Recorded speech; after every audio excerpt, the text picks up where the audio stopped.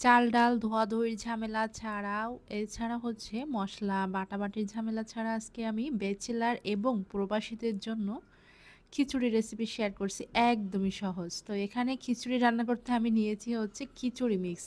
এটা হচ্ছে রাঁধুনি কোম্পানির। আর এটার দাম কিন্তু খুবই কম। সেই হিসেবে হচ্ছে আপনারা যদি ১ জন বা ২ জন হন সেক্ষেত্রে ২ দিন রান্না করে নিতে পারবেন এই জিনিসটা। আর এর সাথে কিন্তু মসলা, লবণ মানে যা কিছু লাগে সবকিছু মিক্স করা থাকে। এজন্য আদা রসুনও ব্লেন্ডার করার কোনো ঝামেলা থাকছে না বা বাটাবাটি করার কোনো ঝামেলাও থাকছে না। ঝটপট করে এই খিচুড়িটা আপনারা রান্না করে নিতে পারবেন। প্রথমে তেল দিয়ে দিয়েছি আর এরপর 1/2 কাপ পরিমাণ পেঁয়াজ কুচি দিয়ে দিচ্ছি। ব্যাস এই উপকরণগুলা হলেই হবে। আর সাথে যদি আপনারা একটু মরিচ বেশি খেতে চান সেক্ষেত্রে কাঁচা মরিচ এড করে দিতে পারবেন। পেঁয়াজটা এখানে আমি বেরেস্তা করে নিচ্ছি। আমাদের তো প্রতিদিনই রান্না করা লাগে। তো মাঝে, মাঝে কিন্তু এমনটা হয় যে আজকে রান্না করতে ভালো লাগছে না। তো সেদিন হচ্ছে ঝটপট করে এমন একটা মিক্স খিচুড়ি হলে তো আর কিছুই লাগবে না।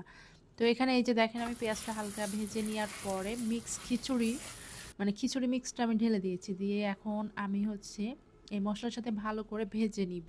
এখানে হচ্ছে পোলাওয়ের চাল এবং মুগের ডাল দেওয়া আছে। সেই সাথে হাবিজাবি মানে কিছু কমন মসলা দিয়ে তারপর হচ্ছে মিক্স করা। এখানে কিন্তু লবণটাও আছে। তো আমি যেহেতু একটু ঝাল বেশি খাই এই কারণে কাঁচামরিচ ফালি দিয়ে দিচ্ছি। দিয়ে আবার একটু ভেজে নিব। আমি যেহেতু পুরো প্যাকেটটা ব্যবহার করেছি এর জন্য কিন্তু এখানে পানির পরিমাপটা দেয়া আছে। তো এখানে যে প্যাকেটটা নিয়েছি এখানে ৬ কাপ পরিমাণে পানি দেওয়ার কথা, ফুটন্ত গরম পানি। তো আমি হচ্ছে একটা পাতিলে ৬ কাপ পরিমাণ পানি গরম করে নিয়েছি। এখন সেটা ঢেলে দিচ্ছি। অবশ্যই গরম পানিটা ব্যবহার করবেন। তা না হলে কিন্তু চাল ডাল ভালোভাবে সিদ্ধ হবে না। তো পানি দেওয়ার পরে আমি মিডিয়াম আঁচে এই পানিটা কমিয়ে নিব। আর অবশ্যই ঢাকনা দিয়ে ঢেকে রেখে দিতে হবে। অনেকেই হচ্ছে আমাকে বলে যে আপু একটু সহজের মধ্যে কোনো রেসিপি দেখান বা কাজ থেকে আসি রান্না করতে ভালো লাগে না তাদের জন্য কিন্তু এই রেসিপিটা শেয়ার করা। আমি হচ্ছে ঢেকে রেখে দিব আর পানিটা যখন দেখবো যে একটু কমে আসতেছে এই পর্যায়ে লবণটা আমি চেক করে নিব যেহেতু প্যাকেটে লবণ দেয়া আছে লেখা আছে।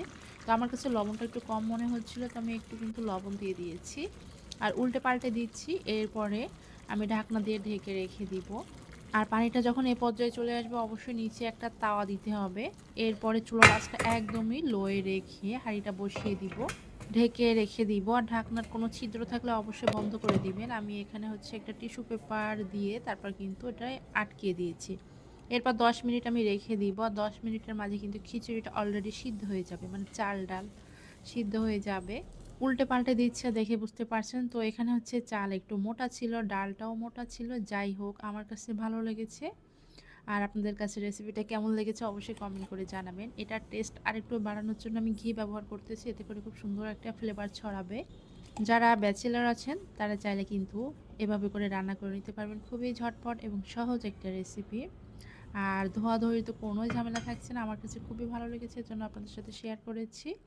যদি ভালো লেগে থাকে অবশ্যই শেয়ার করে দিবেন। সবাই ভালো থাকবেন, সুস্থ থাকবেন। আল্লাহ হাফেজ।